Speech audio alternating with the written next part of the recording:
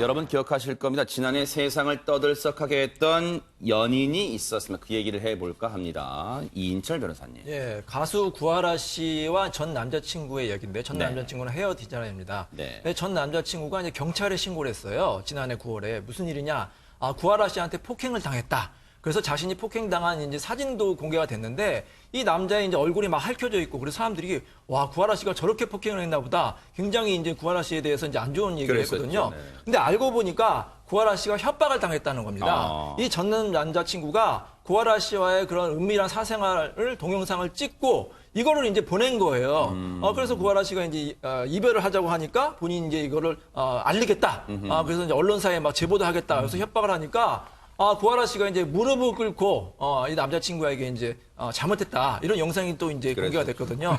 그만큼 구하라 씨가 많이 이제 협박을 당해서 힘들었다는 거예요. 그래서 검찰은 이 남자친구를 상해, 협박, 재물손괴 그리고 성폭력 범죄 처벌들에 관한 특례법 위반으로 어제 이제 4차 공판에서 징역 3년과 성폭력 교육, 신상 공개에 대해서 구형을 했습니다. 네.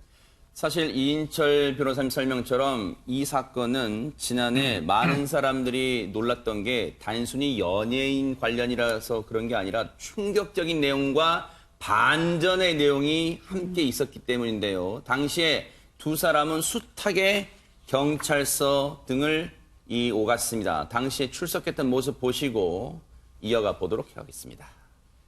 누가 먼저 때린 건가요? 누가 먼저 때리고 그런 문제가 아니라 이거는 경찰 조사 받으면서 추후에 밝혀질 내용인 것 같고 저는 경찰 조사에 성실히 임하겠습니다.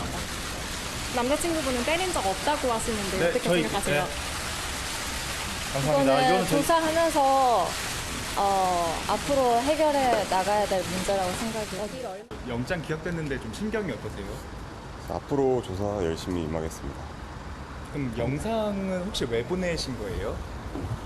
그 협박 목적으로 그 영상 보내신 건가요? 협박 목적으로 보낸 건 맞나요? 구하라 씨한테 하실 말씀은 없으십니까? 영상 혹시 왜 보내셨는지 한번 여쭤봐도 될까요? 영상 왜 보내셨는지만 좀 부탁드릴게요. 잠시만요.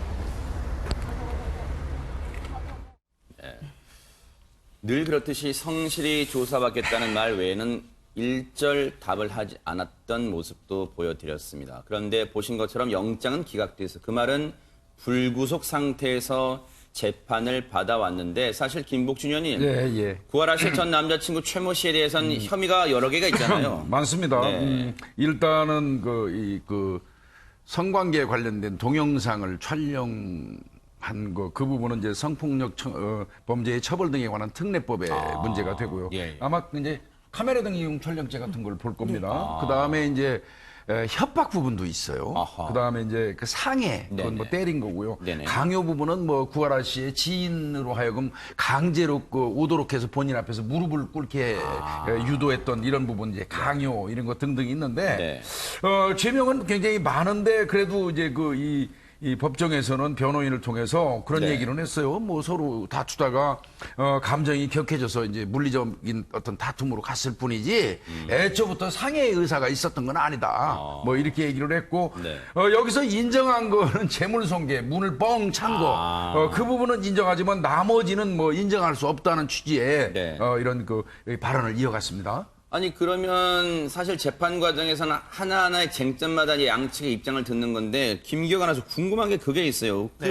그동안 숱하게 언론 나왔던 내용이 당시에 이 최모 씨는 구하라 씨한테 그랬다면서요. 소속사 대표를 데려와서 내 앞에 무릎 꿇게 해라고 했다는데 이 부분에 대해서는 어떻게 답을 하고 있어요? 네, 맞습니다. 그러니까 강요 혐의, 지금 이 부분에 대해서도 최 씨는 강요 혐의를 받고 있는 상황이에요. 네네. 그게 어떻게 된 상황이냐면 소속사 대표를 내 앞에 와서 무릎 꿇게 하라. 근데 이제 최 씨 측 변호사가 이거에 대해 이제 설명을 하는데 내가 만약에 음식점에 갔는데 종업원이 불친절하다면 그 상황에서 사장을 불러서 꾸짖는 것처럼 구하라 씨한테도 마찬가지로 구하라 씨가 내 얼굴을 긁혔기 때문에 당신 말고 사장 나오라고 해라. 뭐 이런 식으로 했다고 이제 이야기를 합니다. 그런 식이었다고 이제 이렇게 해명을 하는 거예요. 네네. 뭐 불친절할 때 음식점 가서 불친절. 여기 사장 나오라고 여기 사장 누구예요? 이렇게 하는 것처럼 나오라 했다. 그런 뜻이었다. 일단 그렇게 물론 판단은 재판부 가겠죠. 아직은 선고는 안 내려졌으니까요. 그런데 임방글 변호사님 사실 이번 사건에서 가장 중요한 공방이라고 할 수 있는 게 사실은 영상 촬영 불법적으로 영상 촬영 이거였잖아요, 사실은.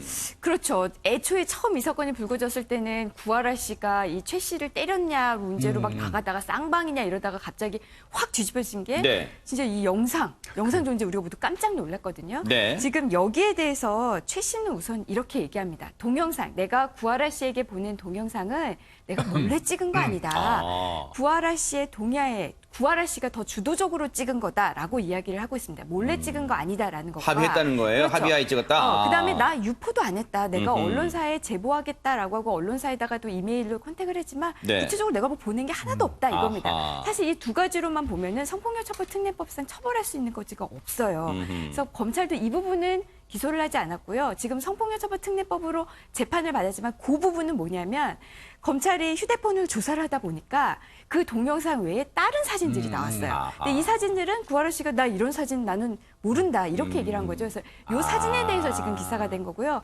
구하라 씨에게 보낸 동영상 이 부분은 성폭력 특례 처벌법상 처벌할 거지가 없습니다. 몰래 찍은 것도 아니고 유포도 네. 안 했기 때문에.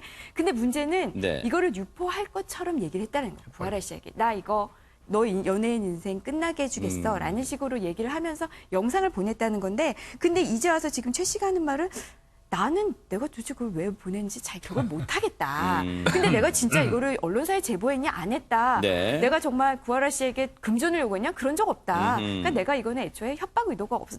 나도 왜 보낸지는 잘 모르겠지만 협박 의도는 없었던 것이다. 이렇게 변명하고 있습니다.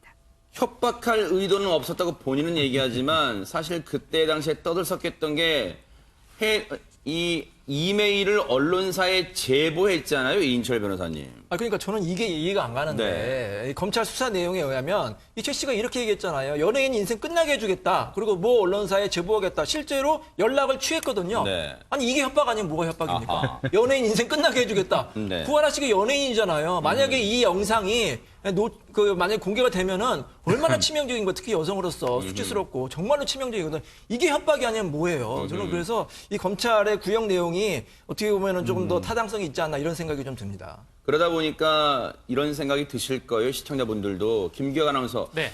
이 최 씨라는 사람이 진짜로 반성은 하고 있을까라는 그런 궁금증이 듭니다. 네. 그 SNS에 이 최 씨가 반성을 비치는 것 같은 뭐 사과문 같은 것을 이제 올렸습니다. 근데 그 내용이 네. 처음에는 먼저 많은 분들께 이제 걱정을 끼쳐드린 점에 대해서 진심으로 사과를 드린다라고 네. 시작을 하는데 네. 사실 이 글에서 이제 주목해야 될 점은 그리고 네티즌들이 좀 공분을 했던 부분은 이 부분입니다. 그러니까 본인의 이제 준비해서 오픈한 샵에 대한, 그러니까 헤어 디자이너이기 때문에 네. 그 관련 샵을 본인이 이제 오픈을 하는데 그거에 대한 좀 홍보성 글이 들어가 있어요. 아, 그래요? 예, 가게를 오픈하게 됐습니다 하면서 이 업에 대해서 그러니까 미용에 대해서 최선을 다하는 모습 보여주겠다. 이게 사실 이제 뭐 사과문, 어떤 반성문처럼 올렸다가 이 중간에 이런 글이 포함이 되어 있어서 진정성에 대해서 좀 논란이 있었죠. 네.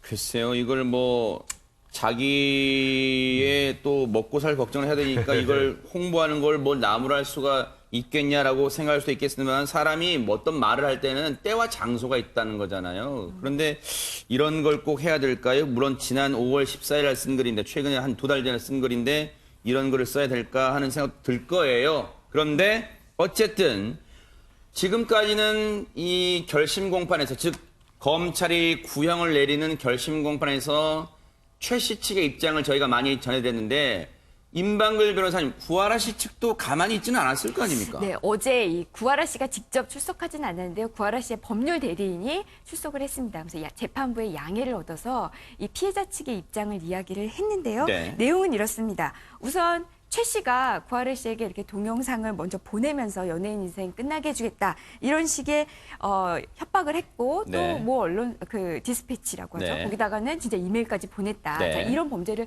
저질렀다. 그럼 구하라 씨는 여기에 대해서 어떤 피해를 입었느냐?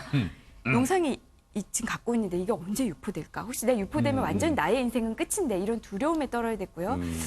변호인은 이야기하지 않았지만 이거는 제가 이제 이 구하라 씨 입장에서 얘기한다면 이게 설사 유포되지 않았다 하더라도 이런 영상이 존재합니다라는 이 사실 하나만으로도 사실 구하라 씨는 큰 피해를 입은 거거든요. 이미지가 그렇잖아요. 야 구하라의 동영상이 유포되지는 않지만 그런 동영상이 있대라는 것 자체로도 큰 타격이기 때문에 어쨌든 이러한 점 구하라 씨가 이렇게 큰 그 두려움에 떨고 있는데 그런데 최 씨는 뭐했냐 오히려 본인이 피해자인 것처럼 얘기했다. 그러면서 동영상을 내가 헤어지는 마당에 동영상을 구하라 씨에게 보낸 거는 원본을 돌려준 것이다라는 우리가 절대 이해할 수 없는 얘기죠. 그러니까요. 원본을 돌려준다라는 얘기. 네. 또 아까도 말씀드렸지만 오히려 나 헤어사업을 차렸다라면서 홍보까지 했다가 전혀 반성의 기미가 없다. 네. 좀 엄벌에 처해달라라는 취지의 진술을 했습니다. 그러니까요. 근데 실제로 김복준 의원이 네, 지금 예. 임방글 변호사님 설명 듣다 보니까 네, 기억나는 게 당시에 이 영상이 있다는 이 영상 관련 얘기가 나오니까 사실 그때 인터넷 검색창에 뭐 구하라 동영상 쳐보는 게 뭐 엄청나게 많이 늘었다는 그런 기사까지 나올 지경이었으니까 얼마나 피해가 심했겠어요, 사실은. 그 임방글 변호사님 말씀하신 게 맞습니다. 구하라 씨는 연예인이에요. 연예인은 이미지로 먹고 사는 직업입니다. 그러네. 그런데 이미 그런 동영상이 있다는 것 자체만으로도 구하라 씨는 아마 치명적인 상처를 그러겠네요. 받았을 겁니다. 네네. 근데 하물며 더 나아가서 이게 유포될 수도 있다는 어떤 그 가능성, 그런 불안감은 엄청나겠죠. 이제 한 3년 그 검찰에서 구형을 하니까 네. 이게 좀 적지 않냐. 이제 이런 이야기가 나와요. 이제 그 이유인즉슨 네. 죄명이 여러 가지잖아요. 네. 협박, 강요, 성폭력 특례법, 뭐 상해까지, 재물손괴까지. 그런데도 이거 뭐 3년 정도에 불과할까? 이런 이제 이야기도 있고 더 나아가서는 네. 사실은요. 이제 보복 동영상이라고 그러죠. 일종의. 네. 그 동영상을 이용해 가지고 어떻게 보면 협박을 한 거는 사실 최근에 그것 때문에 우리 사회적으로 문제가 되고 있고 굉장히 여성들이 불안하고 그렇죠. 있잖아요. 네네. 이 즈음에 이제 그걸 이용해서 협박을 했다는 이제 그런 부분 때문에 이거 우리가 일반적으로 이 처벌은요. 네. 피해자가 가해자의 행위, 즉 범죄로부터 그 받은 고통의 정도를 좀 차관을 해줘야 되거든요. 네. 그래서 구하라 씨가 얼마나 힘든 그 세월을 살았는데 거기에 비해서 3년 너무 적은 거 아니냐. 이제 이런 이야기 등등이 있는 그렇군요. 겁니다. 예. 조금 전에 그 검찰 측 입장 CG를 한번 보여주세요. 그거 읽어드리고 최 씨 측 변호인 얘기 전해드리고 이인철 변호사님 말씀 들어볼게요. 보세요. 이거 말고 그 직전인데 한번 넘겨보세요. 그 보면은 검찰이 보세요.